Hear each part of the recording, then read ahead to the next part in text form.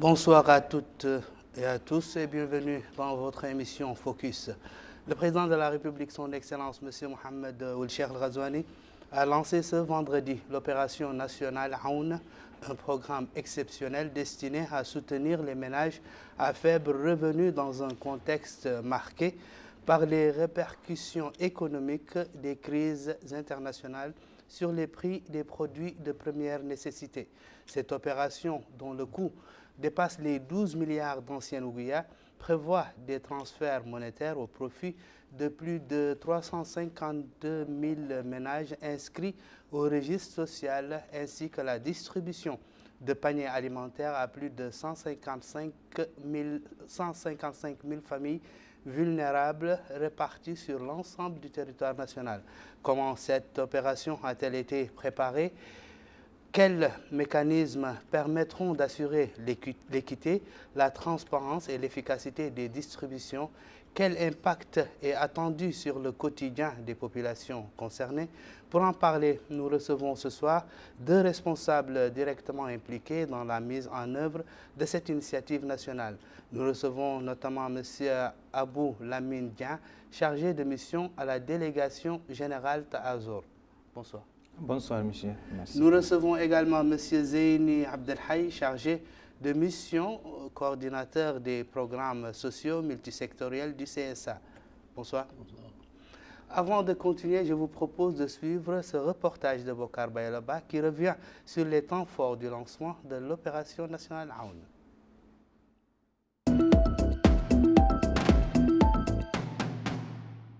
L'opération Aoun, autrement dit aide, vise à soutenir les ménages à faible revenu. Autre objectif, renforcer leur capacité à faire face aux coûts de la vie résultant de la conjoncture économique actuelle. Et à son arrivée, le président de la République, M. Mohamed Ould Cheikh El Ghazouani, a donné le coup d'envoi officiel de l'opération. Avant de suivre une présentation détaillée concernant ses composantes, ses mécanismes de mise en œuvre, les catégories bénéficiaires, ainsi que le volume des interventions programmées dans le cadre de cette initiative sociale visant à soutenir les ménages vulnérables. Puis, il a inspecté un certain nombre de camions chargés de produits alimentaires destinés à être distribués dans les différentes wilayas du pays. Et dans le cadre de cette opération, des distributions monétaires cash transfert seront effectuées au profit de tous les ménages inscrits dans le registre social, soit plus de 352 000 foyers répartis sur l'ensemble des wilayas du pays, ce qui correspond à plus de 2 millions de citoyens. L'opération prévoit également la distribution de paniers alimentaires à plus de 150 000 ménages, parmi les plus vulnérables, inscrits dans le registre social, couvrant ainsi les besoins d'environ 1 million de citoyens à travers le pays.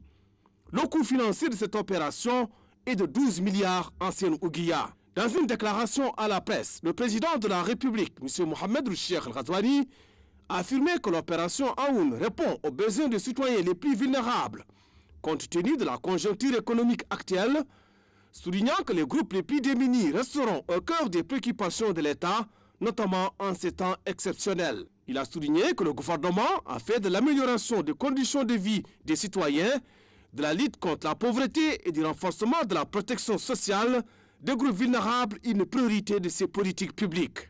Le président de la République a déclaré qu'il continuera à mobiliser les ressources nécessaires pour développer des programmes de soutien social au profit des groupes les plus nécessiteux. Il a réitéré le soutien de l'État aux citoyens et son suivi constant de l'évolution de la situation économique, soulignant que les pouvoirs publics prendront chaque fois que nécessaire des mesures pour alléger les difficultés que la population pourrait rencontrer.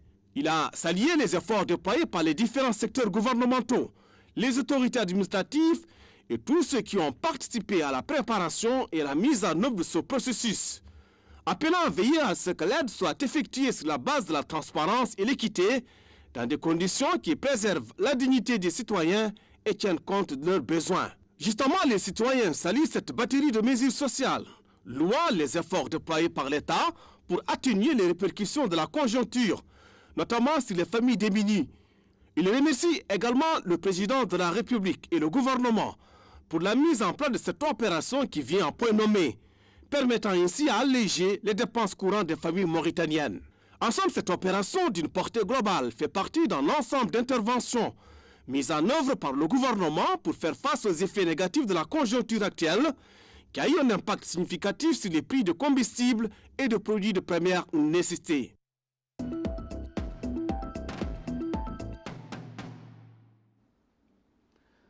Bonsoir, Monsieur Aboulamine Dia. Pouvez-vous nous présenter les principaux objectifs de l'opération Aoun? Merci, monsieur. Merci surtout de nous avoir donné l'opportunité de revenir sur cet important événement. Comme l'a si bien souligné votre collègue Bokara Baylaba, l'opération Aoun a été lancée le vendredi dernier à Nouakchott par son Excellence le Président de la République, Mohamed Cheikh Ghazouani. Donc, c'est une opération qui vient à point nommé dans un contexte mondial et régional marqué par des situations particulières. Donc, cette initiative vise à améliorer le pouvoir d'achat des familles bénéficiaires, à faciliter leur accès aux produits essentiels et à renforcer leur capacité à faire face aux difficultés économiques actuelles. Et donc, dans le même cadre, cette action vise aussi concourt aussi au renforcement des valeurs de solidarité et de cohésion sociale. Ce programme n'est pas isolé. Il s'inscrit dans le programme global du Président de la République, son programme sur la base duquel il a été élu. Et donc, c'est ce programme qui a vu naître le TAAZUR, la délégation générale à la solidarité nationale et à la lutte contre l'exclusion. C'est dans ce cadre que TAAZUR conçoit des programmes permanents d'appui aux populations inscrits dans le registre social. Mais aussi, TAAZUR programme aussi des programmes spéciaux comme ces genres de programmes dans des conditions particulières. Donc, je me limite là en attendant que... Monsieur Zine Abdelhaï, quelle est la contribution du commissariat à la sécurité alimentaire dans cette opération nationale? Bon, je vous remercie de m'avoir donné l'occasion de présenter les grandes lignes de ce programme. Comme vient de le souligner M. le chargé de mission, ce programme a été décidé par le gouvernement lors de sa réunion du 3 juin. C'est l'instruction du président de la République.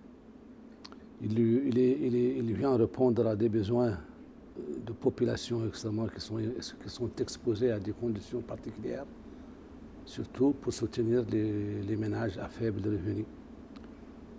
Et il a été, comme vous l'avez dit, il a été décidé par le gouvernement, il a été initié par l'ensemble des départements impliqués dans sa mise en œuvre. Il y a un comité ministériel de préparation, de conception et de mise en œuvre qui a été présidé par son Excellence, M. le Premier ministre, desquels se sont ramifiées plusieurs commissions techniques pour sa préparation logistique et opérationnelle. Et c'est à travers l'ensemble de ces mécanismes que le programme a été lancé par M. le Président de la République le vendredi 12 juin. Donc il est composé essentiellement de deux composantes essentielles. Il vise, comme vous l'avez bien souligné dans votre présentation, plus de 352 000 ménages qui bénéficieront de deux opérations distinctes. Une opération de cash transfert mise en œuvre par la délégation générale TAAZUR et une distribution des kits alimentaires au profit de 155 ménages qui seront aussi mis en œuvre par le commissariat à la sécurité alimentaire. Ces 155 ménages sont bien sûr issus de ces 352 ménages qui sont inscrits au registre social. C'est pour la première fois dans l'histoire du pays que l'ensemble des ménages inscrits dans le registre social bénéficient d'une opération de telle ampleur. Et il faut souligner, comme vous l'avez bien souligné, qu'il répond et qu'il est consécutif à une situation exceptionnelle motivée par la situation qui prévalait au Moyen-Orient à travers la crise énergétique qu'a connue le monde et qui a certainement impacté une grande frange de population de notre pays.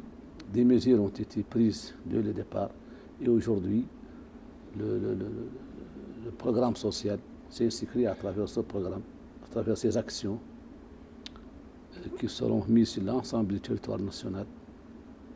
Et je reviens à votre question. Le commissariat à la sécurité alimentaire s'est occupé de toute la logistique liée à la distribution des kits alimentaires. Il y a plus de 19 000 tonnes à mobiliser dans le cadre de ce programme qui seront distribuées sur l'ensemble du territoire national dans toutes les communes du pays. Nous avons contracté avec la Fédération du commerce pour aussi bien la mise à disposition du produit et les transports des quantités qu'on a acquis chez eux vers les chefs-lieux du Muqata'a. Il y a 5 régions qui vont être servies à travers les quotas achetés auprès de ces fournisseurs. Donc le marché est conclu pour un peu donner une impulsion plus rapide à la réponse que les fournisseurs doivent fournir ces produits aux chefs-lieux de Muqata'a. Le CSA assure le transport primaire, bien sûr avec la flotte privée, et nous assurons aussi le transport secondaire, c'est-à-dire on va transférer toutes les dotations des communes du pays à partir des chefs-lieux de la Muqata'a vers les chefs-lieux des communes pour un peu faciliter la mise à disposition des produits et limiter les déplacements des populations. Il faut aussi ajouter que cette intervention, en plus de sa situation internationale, elle coïncide avec la période de soudure qui est actuellement dans son pic. Et donc, elle constitue une réponse appropriée et adéquate pour soutenir la frange de nos populations la plus exposée à l'insécurité alimentaire et aux aléas climatiques. Maintenant, quels produits composent les paniers alimentaires qui seront distribués aux ménages vulnérables?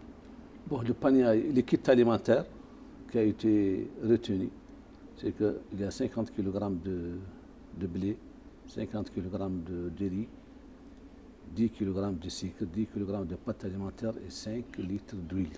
Donc chaque ménage reçoit ce kit alimentaire. Et il faut rappeler ici que nous utilisons les données du registre social. C'est-à-dire que le travail, l'identification et la distribution se font à travers une application numérisée qui est pilotée et mise en œuvre par la délégation générale. Justement, c'était l'objet de ma prochaine question. Pourquoi le registre social constitue-t-il aujourd'hui l'outil de référence pour identifier les ménages bénéficiaires? Je vais revenir vraiment sur un aspect important. Parmi les programmes de la délégation générale Taazour, le programme registre social donc, constitue un important programme parce qu'il est le réceptacle de l'ensemble des données. Et ces données donc, sont donc, collectées, stockées, traitées et gérées de façon professionnelle et fiable, qui garantit donc toute la transparence en rapport à cette opération. La transparence et le respect de l'intégrité de la gestion des fonds. Le respect aussi de l'identité même de la personne, de l'individu qui reçoit. Ça, c'est la première en son genre dans l'histoire du pays. Jadis, on voyait des gens donc, qui faisaient le rang devant des agences ou devant des boutiques pour recevoir de l'argent devant des caméras. Donc tout cela est dépassé maintenant. Donc tout est numérisé. D'ailleurs, je reviens parce que moi, en même temps que chargé de mission, je suis coordinateur au niveau de la wilaya Nord. Dans le cadre de notre réunion hier avec le Wali, on avait donc beaucoup de questions ont été posées on était venu, bon, on a demandé des listes. Bon, la situation a totalement changé. Le tout est géré par le programme de registre social à travers les applications. Donc le jour du lancement de l'opération, le vendredi, la même soirée, l'ensemble des bénéficiaires potentiels ont reçu des messages directement sur leur téléphone. Donc ce qui, et en même temps, donc, Taazour a disponibilisé des liens d'application qui leur permettent, accessibles donc à tout utilisateur, à tout bénéficiaire, pour pouvoir ouvrir et disposer du montant ou bien des kits alimentaires qui lui sont destinés de façon donc libre, transparente et discrète. Combien de ménages sont actuellement enregistrés dans le registre social et comment ce registre est-il régulièrement actualisé? 2 057 006 précisément. Et l'actualisation du registre social se fait de façon périodique. Vous savez que beaucoup de citoyens pensent qu'il y a un enregistrement à faire pour pouvoir bénéficier de cette opération. Or, l'enregistrement qui a été fait avant le lancement de cette opération. Tous les bénéficiaires étaient identifiés, tous les bénéficiaires étaient d'abord dans le registre social. Il n'y a pas un nouveau enregistrement. Ce sont ceux qui sont dans le registre social en fonction de la répartition des niveaux de pauvreté, pauvres, moins pauvres, extrêmement pauvres. C'est en fonction de ça donc que la répartition a été faite. Et 2 mois, 2 mois avant donc, le lancement de l'opération, des équipes ont été sur le terrain pour confirmer les données personnelles des éventuels bénéficiaires pour éviter toute erreur. Donc tout a été fait, toutes les précautions ont été donc prises pour que l'ensemble des bénéficiaires puissent acquérir ce qui leur est destiné dans les règles de l'art. Merci. Monsieur Zéni, comment ont été déterminés les volumes de denrées nécessaires pour couvrir l'ensemble des bénéficiaires? C'est une opération très simple. Nous avons les kits alimentaires que nous avons arrêtés, que je viens d'expliquer. Et nous connaissons à travers les données du registre social la frange de population qui est ciblée par ces kits alimentaires qui est de 155 400 ménages. Et à travers, donc c'est une opération, c'est la base de nombre de ménages ciblés et la ration, nous avons bien arrêté le volume en produits alimentaires, les quantités en produits alimentaires qui sont nécessaires pour cette opération. Vous savez, ces 155 000 qui sont extraits des registres sociaux, ce sont les familles les plus pauvres qui sont admis dans le programme Tekawul. Ça veut dire qu'ils reçoivent de façon régulière des montants à partir de la délégation Taazour. C'est qu'ils sont dans une phase de pauvreté très élevée par rapport aux autres familles recensées, parce que, comme vient de dire les chargés de mission, le registre social, il classe les familles selon des catégories. Et l'intervention à partir de ce registre social, c'est la base de ce qu'on veut des familles les plus pauvres. Donc il y a des catégories et à travers le programme qui va intervenir, on va sélectionner quel est le nombre de ménages qui va sortir du registre social. C'est la base de l'objectif de la mission. Maintenant, nous, l'État a ciblé l'ensemble des familles recensées dans le programme Tekawul. Ils bénéficieront d'une ration alimentaire et ils bénéficieront d'un cash transfert. Et c'est comme ça. Et les autres ménages qui ne sont pas admis dans le cadre du programme Tekawul bénéficieront seulement d'un cash transfert. C'est en résumé le cheminement technique qui a été arrêté. L'opération concerne toutes les wilayas du pays. Comment la logistique, vous en avez parlé tantôt, a été organisée pour atteindre chaque région? C'est pas seulement chaque région, c'est chaque muqata' et chaque commune. Donc, vous savez, le commissariat à la sécurité alimentaire dispose d'une flotte de camions qui est plus ou moins dimensionnée selon les besoins d'urgence.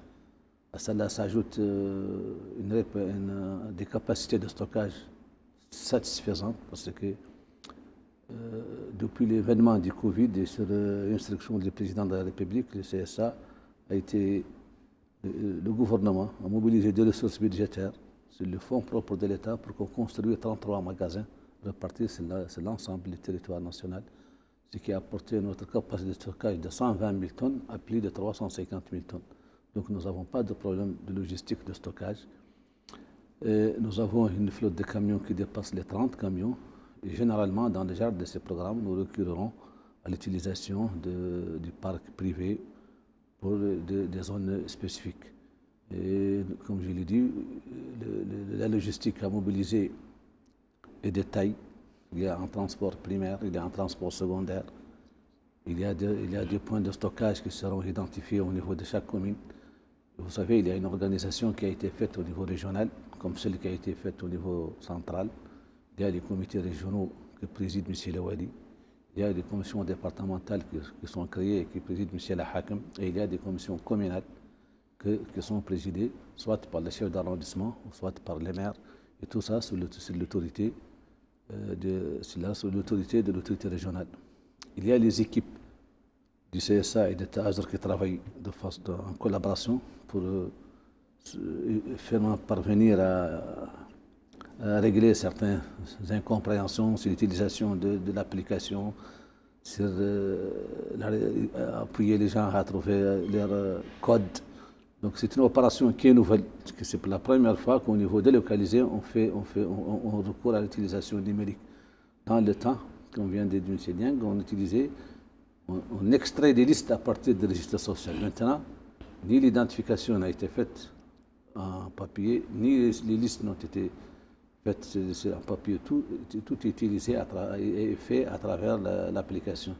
Et, comme je viens de le dire, il y a un personnel qui a été mobilisé par région et par Moukata pour éventuellement corriger les insuffisances et apporter un soutien technique aux comités, aux magasiniers, aux commissions locales qui superviseront ces distributions, aussi bien au niveau communal qu'au niveau des Moukata. Merci. Monsieur Dieng, comment les transferts monétaires seront-ils concrètement distribués aux bénéficiaires? Oui, justement, comme l'a si bien dit mon collègue, les transferts monétaires sont gérés à partir de l'application du registre social unifié. Vous savez que la Mauritanie a la particularité d'avoir un registre social unifié, donc qui englobe l'ensemble du territoire et qui couvre et qui coordonne même avec le système des Nations Unies. Ce qui veut dire que c'est un système très fiable et transparent. D'ailleurs, il y a un numéro vert qui est disponible par le registre social où tout citoyen désireux, donc c'est affiché partout, donc qui a un souci par rapport à la gestion peut téléphoner pour donc s'enquérir des nouvelles et avoir les informations nécessaires. Donc l'ensemble, comme je vous ai dit au début, donc la soirée même du lancement, l'ensemble des potentiels bénéficiaires ont reçu les messages. Et avec le message, il y a un lien qui est venu pour leur permettre d'accéder donc au montant envoyé. Et donc, bien entendu, il y a un défi peut-être qui se pose. Il y a certains qui sont illettrés. Et il y a une assistance donc, dans l'ensemble du territoire, au niveau de toutes les Moukata, toutes les communes. Donc, ce que TASR a fait, dans chaque région, un cadre supérieur a été donc délégué pour superviser donc l'opération. En plus, sur le terrain, donc des éléments, des employés de TASR et de CSA, bien entendu, donc qui appuient les populations en cas de problème. Donc les problèmes seront vraiment minimes par rapport, bien entendu, à la digitalisation du système. Donc chaque citoyen aura donc à percevoir le montant ou le kit alimentaire à travers l'application. Si c'est le kit, il y aura un code. Et c'est le code qui va présenter devant le magasin. Je parle sous le contrôle de mon collègue du CSA. Et donc, s'il y a des cas, bien entendu, exceptionnels, il y a un comité, donc, dans chaque wilaya, par exemple, moi je suis à la wilaya du Nord, donc présidé par le Wali, plus le directeur régional de la sûreté, le responsable de la garde, le délégué régional du CSA, plus donc moi-même chargé de mission au niveau d'Azur. Donc on a aussi des représentants au niveau de chaque Mokata. Donc s'il y a un problème, quel qu'il soit, donc il sera pris en charge et donc est traité selon les cas. Et quel est le montant qui sera accordé aux ménages concernés et selon quels critères? Voilà, et donc comme je vous ai dit au début, les critères sont décidés en amont parce qu'il y a des enquêtes préliminaires pour chaque projet d'ailleurs, surtout en rapport avec le cash transfert. Il y a des études de base qu'on fait au début. Donc c'est à travers ces enquêtes donc, que ces ménages, ces potentiels bénéficiaires donc, sont répertoriés à partir des questions qu'on leur pose. Les questions posées, vous savez que nous sommes vraiment en avance par rapport à beaucoup de pays en Afrique. Hein, parce que ici, notre registre social unifié donc, ne se fonde pas sur le revenu pour identifier le ménage qui doit bénéficier, non, mais se fonde sur une étude par rapport, comment on appelle ça, c'est par rapport aux biens disponibles au niveau de la famille. Est-ce que vous avez, si c'est le cheptel, si vous disposez d'un bien, mobilier, c'est des questions qu'on pose. En fonction de ces questions-là, on classifie donc les personnes potentielles bénéficiaires selon leur statut. Voilà. Et donc, nous utilisons ici comment on appelle le système PMT. PMT, c'est un terme en anglais qui se base donc sur l'identification donc des biens mobiliers ou du cheptel, ou des biens en nature, pour pouvoir donc identifier les personnes qui doivent bénéficier ou non. Dans les autres pays, on se base sur le revenu, sur le monétaire. Donc, c'est ça. Et pour le montant? Le montant, bon, il y a un montant de 15 000 par rapport à un. Mais il y a aussi des bénéficiaires potentiels qui bénéficiaient donc, du régime permanent de Tekaboul. Ajouté à ce montant, ça peut aller, bon, bien entendu, il y a certains qui disent, bon, il y a certains ont reçu 15 000, d'autres ont reçu plus de 15 000. C'est-à-dire que c'est ce montant de 15 000 plus l'autre montant habituel qui fait que certains donc bénéficient en fonction, bien entendu, des critères prédéfinis dès l'étude de base au niveau du terrain. Voilà, c'est ça. Merci. Monsieur Zeyni, quels moyens de transport et de stockage ont été mobilisés? Je pense que vous avez déjà répondu à cette question. Si vous avez quelque chose à ajouter par rapport aux moyens de transport et de stockage, sinon je passe. Je crois que j'ai un peu répondu à cette question. Donc, j'ai dit bien que c'est les moyens propres du commissariat à la sécurité alimentaire en termes de stockage.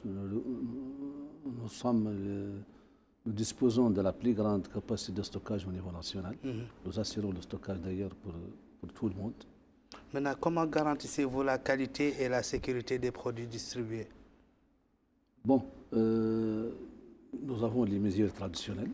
D'un, nous n'achetons que les produits qui ont un délai de validité de plus de 12 mois, malgré que l'opération se déroulera dans un délai de 45 jours. En plus de ça, nous avons des commissions de réception au niveau national. Il y a une commission de réception du CSA qui reçoit tous les produits, qui constate l'état physique et sanitaire et qualitatif de tous les produits avant leur acheminement. Et nous avons encore au niveau de chaque département, nous avons une commission encore de réception pour éviter qu'il y ait des changements au cours du transport. Donc il faut que les produits qui sont acheminés à partir de nos magasins centraux soient les mêmes qui soient réceptionnés dans nos magasins départementaux. Donc nous avons ce système traditionnel qui est valide et qui est opérationnel depuis bien très longtemps, et il n'y aura pas d'inquiétude sur ce plan. Sans pour autant parler de certains aléas, inondations qui peuvent venir sur un produit. Là, nous, chaque fois, on envoie un stock supplémentaire pour éventuellement procéder à des changements de ration au cas où il y a des actions localisées, ponctuelles. Parce qu'on est en période d'hivernage et on stocke dans des conditions un peu particulières, surtout au niveau des communes. Donc, toutes les dispositions ont été prises pour éviter toute dégradation qui peut porter préjudice à la qualité des produits. Monsieur Dia, comment les populations vivant dans les zones rurales ou enclavées pourront-elles accéder à cette aide?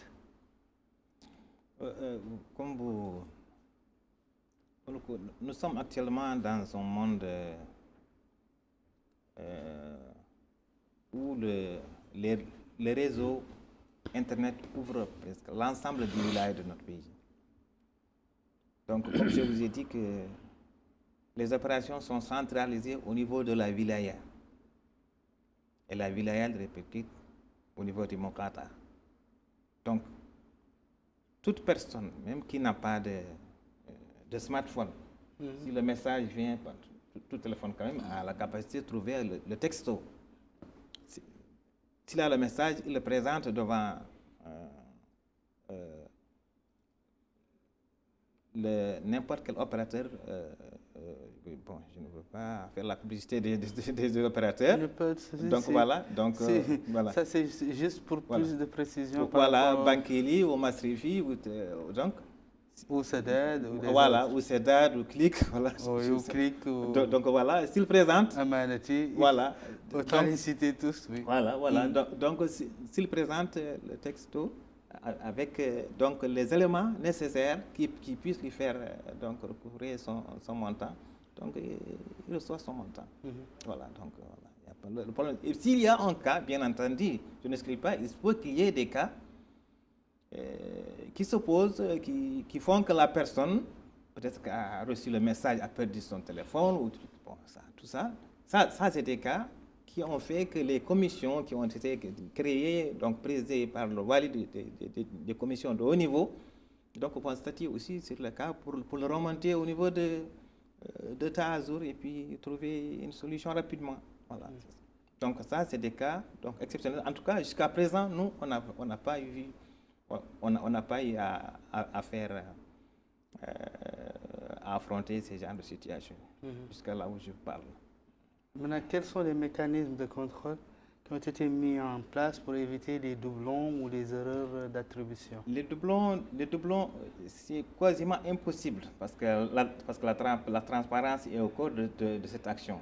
Parce que nous nous appuyons sur le registre social, sur des procédures de vérification rigoureuses, ainsi que sur des systèmes de suivi, des paiements, des mécanismes donc, permettant de limiter les erreurs, d'éviter les doublons et de garantir que les ressources publiques peuvent bénéficier activement aux personnes ciblées directement et que ça ne bénéficie pas. Donc ça, c'est des choses qui sont garanties au niveau du registre social.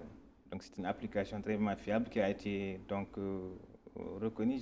On avait eu même des missionnaires des Américains donc, qui étaient venus, qui ont donc attesté que vraiment c'est le système qu'on a de registre social est parmi les meilleurs de la sous-région en termes de transparence, de fiabilité et de sécurisation des données. Monsieur Zeyli, quel rôle joueront les autorités administratives locales dans l'exécution de cette opération?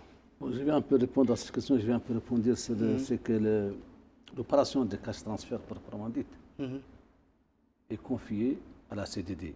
C'est elle qui constitue l'agence, la caisse de développement, la caisse de dépôt et de développement. La caisse de dépôt et de développement. Et en collaboration bien sûr avec Gimtel qui représente la Banque centrale. Donc ça, ce sont des mécanismes qui ont été mis en œuvre au niveau du comité de pilotage. Moi, comme que je suis dans le comité technique, peut-être que le collègue n'y est pas. Donc il y a la CDD qui s'occupe c'était pour compléter l'intervention de M. Dieng, la CDD qui se charge des transferts monétaires.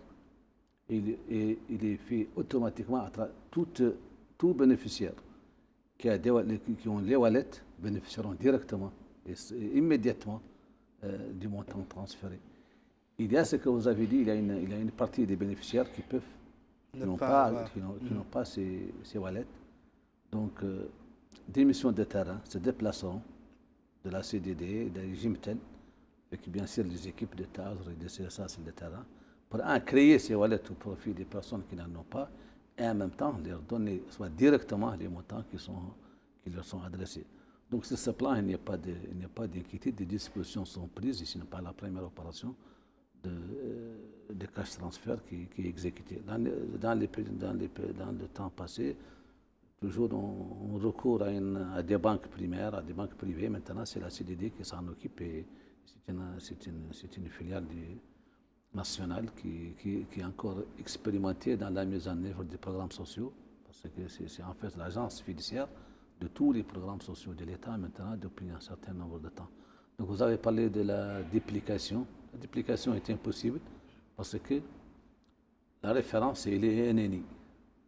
Toutes les personnes bénéficiaires sont enregistrées sur leur NNI. Donc c'est impossible, quasiment impossible qu'il y aura un doublon c'est ça l'avantage d'ailleurs des registres sociaux, parce qu'ils nous évitent ces doublons qui se feront pour 352 000 ménages, c'est beaucoup, c'est plus de 2 millions de personnes. Donc comme je l'avais souligné auparavant, le mécanisme de mise en œuvre du programme a été fait. Il y a un comité ministériel que préside son Excellence Monsieur le Premier ministre, dans lequel sont impliqués tous les départements ministériels en charge du suivi et de la mise en œuvre du programme. Au niveau régional, et comme je dis, il y a 3 commissions. Il y a une commission régionale présidée par M. Lewali, dans laquelle il y a tous les chefs de services centraux, régionaux, élargis aux maires et aux présidents du conseil régional. C'est ça le comité de pilotage au niveau régional. Il y a la commission départementale qui suit, et il y a la commission, et il y a des commissions qui ont été créées par les Hakam au niveau de chaque commune. Parce que les kits alimentaires seront transférés vers les chefs-lieux de communes, et il y a une commission de supervision qui veille sur la bonne conduite des opérations.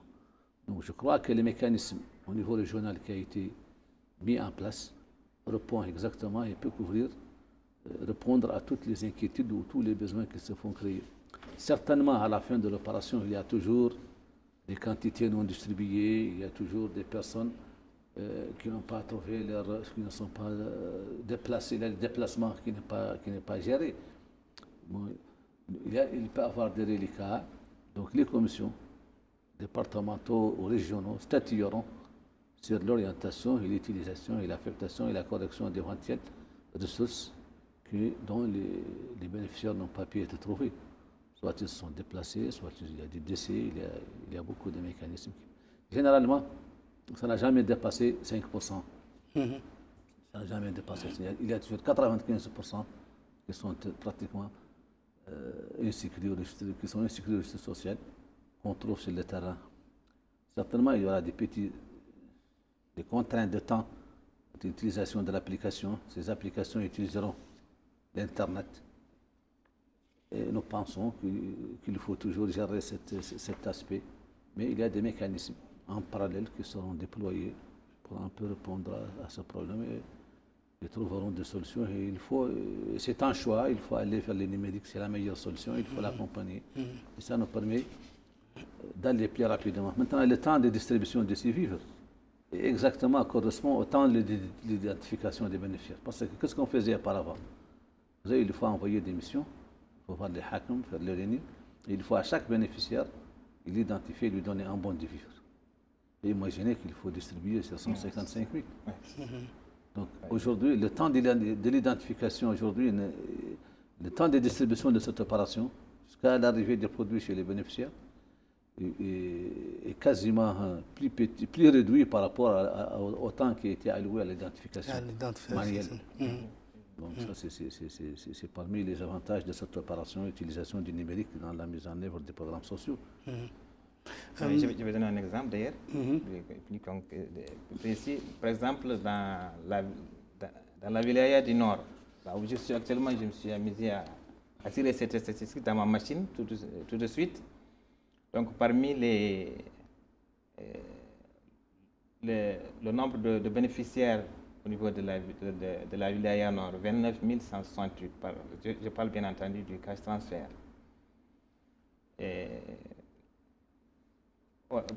On a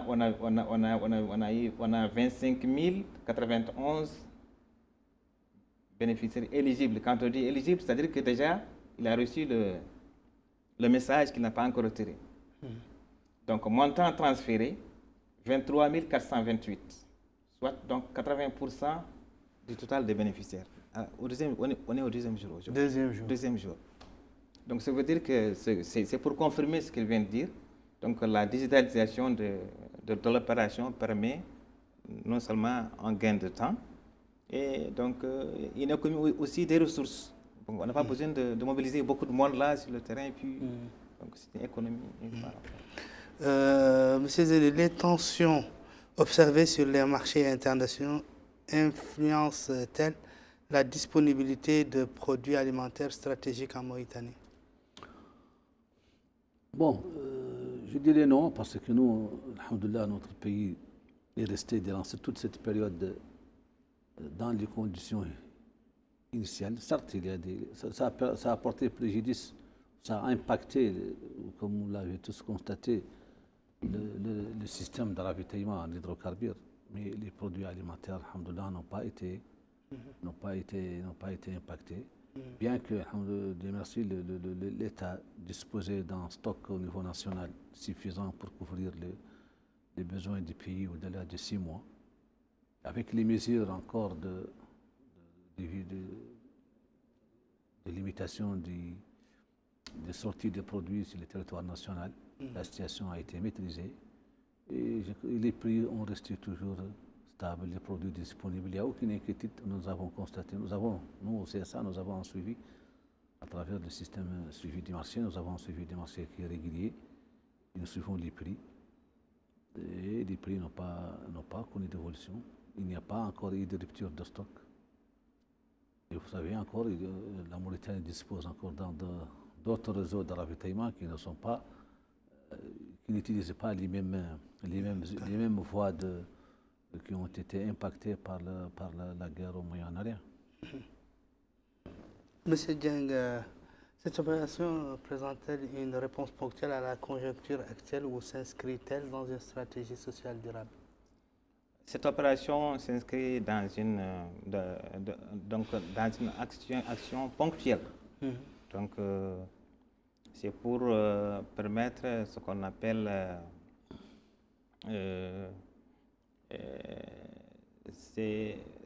ça vient en appoint au programme traditionnel de Ta'azour, donc destiné aux populations pauvres. Et donc, elle est ponctuelle, comme d'ailleurs d'autres actions ponctuelles ont été expérimentées lors du Covid, lors des inondations. Par exemple, les semences, les appuis en produits alimentaires qu'on a envoyés au niveau des populations. Tout ça rentre dans le même cadre d'appui. Et donc, c'est ce qui dénote donc le souci du président de la République, toujours donc de répondre de façon prompte et donc efficace aux conditions de vie des populations les plus... Parce que vous savez que le corps vulnérable est beaucoup plus sensible que l'autre corps bien portant. C'est pour cela que donc, quand on dit que la prise en charge diffère, quand on dit que celui-là il est pauvre, celui-là est moins pauvre, celui-là est extrêmement pauvre, celui qui est extrêmement pauvre n'a pas un revenu. Donc s'il y a un choc, lui, c'est lui qui sent plus ce choc-là. Donc c'est pour cela que les actions ciblées, donc conjoncturelles, donc vont directement vers les populations les plus vulnérables. Voilà, donc c'est ça. Maintenant, quels enseignements ont été tirés des précédentes campagnes de transferts sociaux? Oui, l'enseignement tiré, en tout cas, c'est ce que je note encore. Je répète que le souci de transparence qui a été donc initié, c'est quelque chose vraiment qu'on doit saluer et apprécier à sa juste valeur. Seulement, il y a des défis aussi qu'on est en train de noter. Donc la majorité des populations pense que cette opération AON bénéficie, donc c'est-à-dire que bénéficie à tout le monde. D'ailleurs, dans n'importe quel projet, on ne peut pas satisfaire vraiment l'ensemble des besoins. Chaque projet est fondé sur des moyens et basé sur une durée, donc voilà, donc et sur la base des indicateurs, donc vise un impact.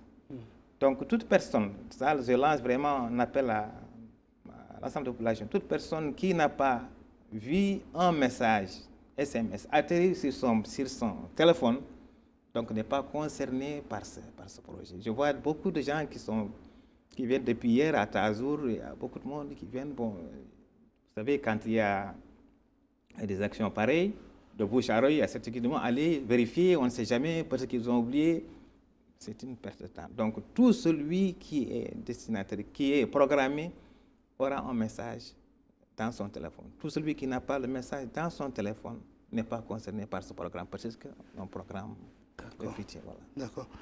Monsieur Zéné, au-delà de cette opération, quelles sont les principales actions du CSA pour renforcer la sécurité alimentaire des populations vulnérables?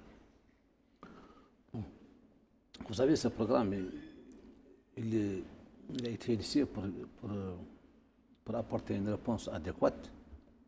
En fait, ça s'inscrit dans le plan de réponse qui a été initié par le gouvernement. Vous savez, nous, à chaque fin d'année, à partir de cette période, il y a toujours ce qu'on appelle le plan de réponse qui est consécutif à une évaluation systématique de la campagne agricole et des données agro-pastorales du pays.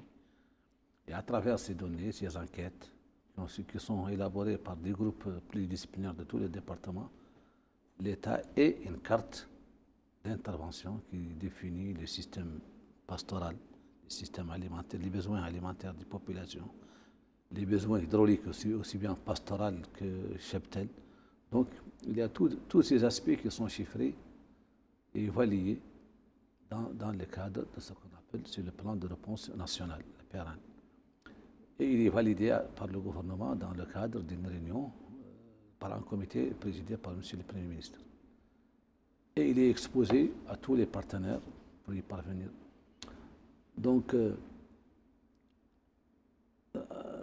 dès la finalisation du plan de réponse, il y a des moyens qui sont généralement mobilisés pour le CSA et d'ailleurs pour les départements impliqués dans le secteur social, particulièrement le CSA qui est responsable de la sécurité alimentaire des populations. Nous avons mis un plan de réponse sur lequel s'est greffé le programme du président de la République et qui a augmenté effectivement, qui a pris en charge l'ensemble des populations. Nous avons des poches ciblées. Maintenant, ça a été élargi parce que l'État a mobilisé un plus de ressources qui existaient, les 12 milliards de Gouya, pour compléter ce programme. Et ceci constitue, en fait, comme vient de l'expliquer M. Ning, cette population pauvre ou exposée, ces programmes permettent à ces populations d'avoir une résilience et plus adaptée, plus résistante pour pouvoir s'adapter aux conditions en attendant que les conditions s'améliorent. Maintenant, quel message souhaitez-vous adresser aux bénéficiaires afin de faciliter le bon déroulement des distributions sur le terrain? Bon, nous informons l'ensemble des populations bénéficiaires de cette intervention. Comme vient de M. Deng, ils ont tous reçu leur message dans leur téléphone que le CSA assure le transport des produits alimentaires jusqu'au chef-lieu de commune. Donc, toutes les populations doivent rester au niveau de leur territoire communal et éviter d'aller dans des muqata'a, parce qu'on a eu des échos comme ça, qu'il y a des populations qui se déplacent, parce que généralement, d'habitude, c'est au niveau des magasins du CSA que les distributions s'effectuent. Maintenant, ils s'effectueront au niveau des chefs-lieux de muqata'a pour un peu diminuer les charges de transport et rendre le service plus accessible aux populations ciblées. Donc nous informons les bénéficiaires du programme Aoun que leur ration et bien même leur cash transfert pour ceux qui ne l'ont pas reçu dans leur téléphone, que l'émission se déplaceront et mettront à disposition des produits alimentaires au niveau de chaque chef-lieu de Muqata'a. Merci. Monsieur Dieng, quel impact attendez-vous de cette opération sur les conditions de vie des familles bénéficiaires, éventuellement en dernier mot en 30 secondes? Oui, d'accord. Une minute. Oui, d'accord. Bon, l'impact doit être vu doit être analysé dans sa globalité, parce que comme on vient de le dire, cette opération est une opération d'appoint. Donc, il rentre dans un ensemble de programmes de Ta'azour. Bien entendu, l'impact escompté est que ces fonds et ces kits alimentaires puissent donc aider à résorber le déficit du pouvoir d'achat des ménages. Et donc, le dernier mot, ce que je voulais dire, c'est que je voulais rappeler seulement que cette opération, bien entendu, qui traduit l'engagement constant des autorités publiques sous l'impulsion de son Excellence, le président de la République Mohamed Cheikh Ghazouani, sous le talage de son Premier ministre, donc Marcelo Ndiaye, à soutenir les peuples les plus vulnérables. Donc, Ta'azour poursuivra donc ses efforts pour que l'aide parvienne à ceux qui en ont besoin dans la transparence, l'équité et la dignité, et qu'un suivi permanent est fait au niveau du registre social. D'ailleurs, hier seulement le délégué général Sidoul Moulazen et son staff étaient au registre social pour s'enquérir réellement de l'avancement de cette opération. Je voudrais donc réaffirmer l'engagement de Ta'azour à servir les citoyens les plus vulnérables avec professionnalisme, transparence et équité. Et nous continuerons à travailler pour que des programmes sociaux produisent des résultats concrets et améliorent durablement les conditions de vie de nos populations. Soutenir les ménages vulnérables, la transparence grâce au registre social et l'amélioration de conditions de vie de nos populations. Sur ce, merci. Je rappelle que vous êtes chargé de mission à la délégation générale Ta'azour, Abou Lamine Dieng. Merci. C'est moi qui vous remercie. Je remercie également M. Zeyni Abdelhaï, chargé de mission, coordinateur des programmes sociaux multisectoriels du CSA. Voilà, l'opération Ta'aoun constitue l'une des plus importantes interventions sociales engagées ces dernières années en faveur des populations vulnérables à travers des transferts monétaires et des distributions alimentaires couvrant l'ensemble du territoire national. Elle vise à atténuer les effets de la conjoncture économique actuelle et à préserver le pouvoir d'achat de certaines des milliers de familles mauritaniennes. Merci à nos invités pour leur éclairage et leur explication. Merci à vous de nous avoir suivis. Au revoir et à la semaine prochaine, Inch'Allah.